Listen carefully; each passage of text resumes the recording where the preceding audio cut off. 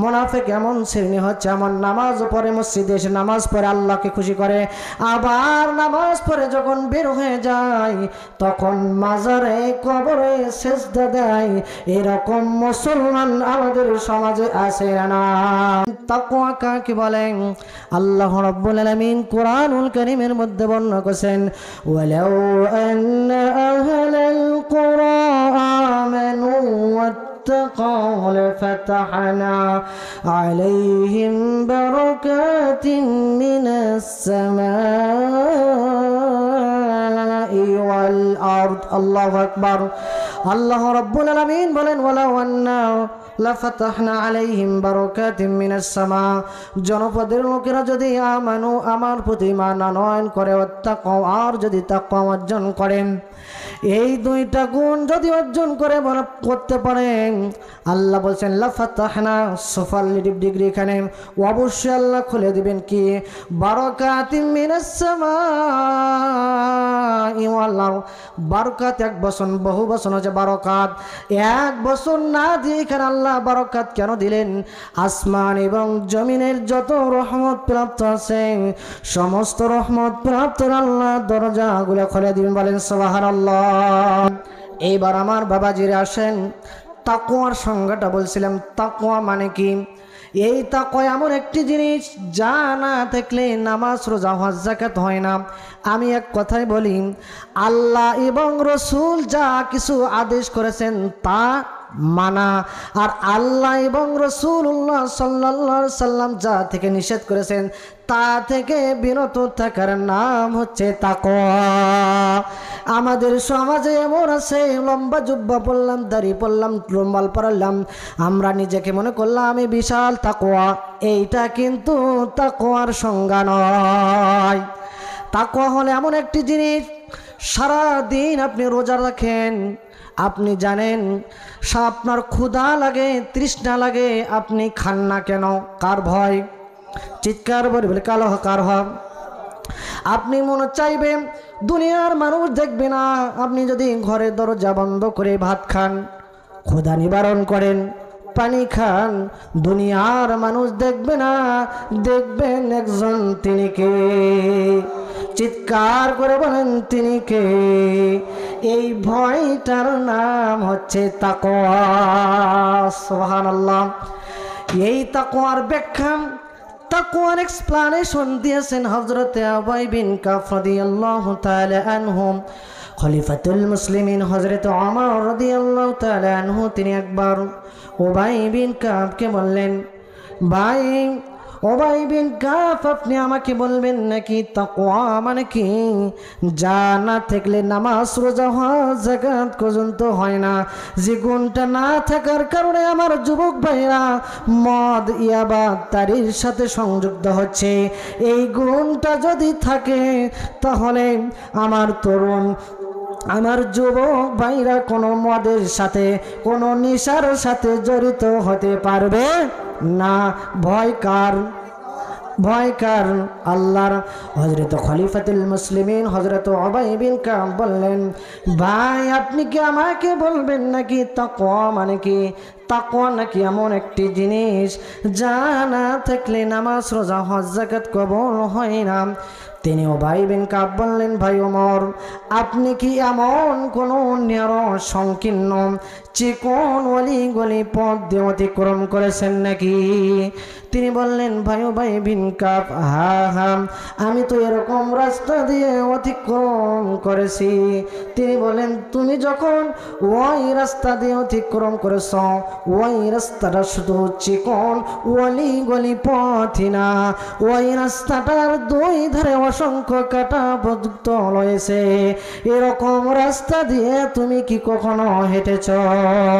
হযরত উবাই বিন কাব যখন কথা বললেন, ওমর বললেন, হ্যাঁ হ্যাঁ, আমি তো এরকম রাস্তা দিয়ে হেঁটেছি। তখন বললেন, তুমি কেমন করে, কেমন ভাবে ওই রাস্তাটা অতিক্রম করেছ? তিনি বলেন, আমি আমার জামা কাপড় যেন ছিঁড়ে না যায়, কাটার আঘাত থেকে বাঁচার জন্য, আমার শরীর থেকে যেন ক্ষত বিক্ষত না হয়ে যায়, আমার শরীরের জামা কাপড় যেন ছিঁড়ে না যায়, খুব সাবধানের সাথে খুব খেয়ালের সাথে আমি ওই রাস্তা দিয়ে অতিক্রম করেছি।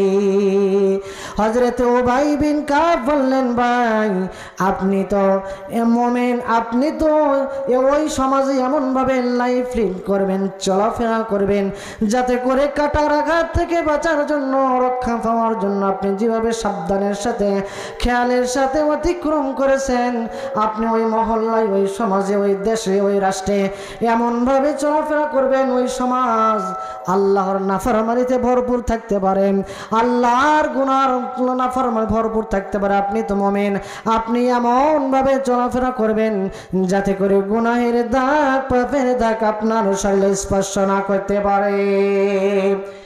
প্রিয় ভাইরা আমার, এই এমন একটি গুণ যদি আপনার থাকে, ওই মানুষটা হয়ে যায় ফেরেশতার চেয়েও সম্মানিত। এই একটি গুণ থাকার কারণে আল্লাহ রব্বুল আলামিন ওই বান্দা এবং বান্দির ফেরেশতার চেয়েও মর্যাদা বাড়িয়ে দেন, বলেন সুবহানাল্লাহ। আর এই গুণ থাকার কারণে যিনি আপনাকে সম্মান এবং ইজ্জত বাড়ায় দিবেন তিনি কে? আরো চিৎকার করে বলি, তিনি কে? আল্লাহ নাম নিতে কোনো সমস্যা আছে? জরিমানা লাগবে, টাকা লাগবে? কাদের কাদের জরিমানা লাগবে? হাত তোলেন। জরিমানা লাগবে? কাদের কাদের জরিমানা লাগবে না? তারা দুহাত আল্লাহকে দেখাই, লিল্লাহি তাকবীর। জোরে বলেন লিল্লাহি তাকবীর, লিল্লাহি তাকবীর। আল্লাহ বলেন, ইন্না আকরামাকুম ইনদাল্লাহি আতকাকুম।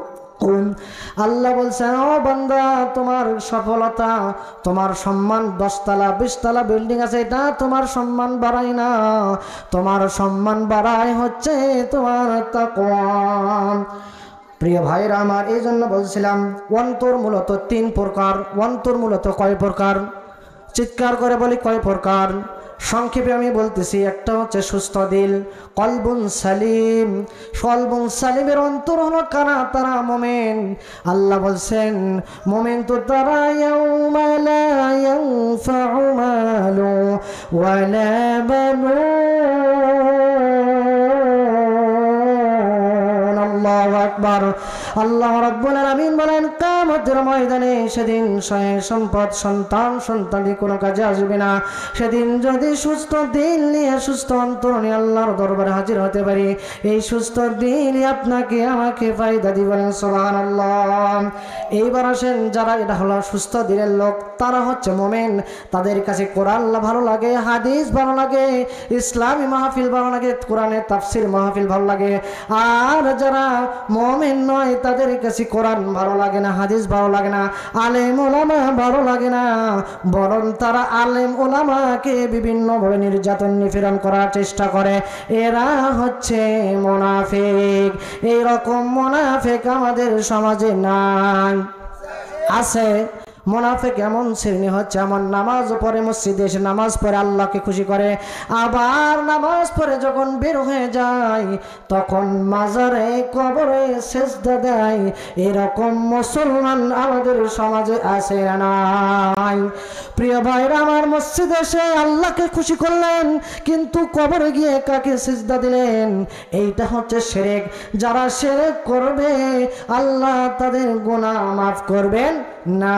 কোনো বান্দা যদি গুনাহ করতে করতে পাহাড় সমতুল্য গুনাহ করে, আল্লাহ তাকে মাফ করে দিবেন। কিন্তু যারা শিরক করবে, আল্লাহর সমকক্ষ কাউকে বানাবে, এইটার নাম হচ্ছে শিরক। শিরক যারা করবে জাহান্নামে যাবে। তারা কোথায় যাবে? জাহান্নামে যাবেন। এবার আসেন, মুনাফিক যখন জাহান্নামের দিকে যাবেন, জাহান্নামের ফেরেশতা তাদেরকে তাড়াইয়া তাড়াইয়া, ধাক্কাইয়া ধাক্কাইয়া জাহান্নামের দিকে নিয়ে যাবেন। وسيق الذين كفروا إلى جهنم زمرا। الله আকবার। আল্লাহ বলছেন তাদেরকে তাড়াইয়া তাড়াইয়া ধাক্কাইয়া ধাক্কাইয়া জাহান্নামের দিকে নিয়ে যাবে। জাহান্নামের দ্বার ফেরেশতা মালিক ফেরেশতা বলা, হারে তোমাদের মাঝে কি নবী রাসূল আসে নাই? তোমাদের মাঝে কোনো কি আলেম ওলামা ছিল নাকি? আল্লাম ইয়াতিকুম রাসূল, তোমাদের মাঝে কি রাসূল আসেনি, কিতাব আসেনি?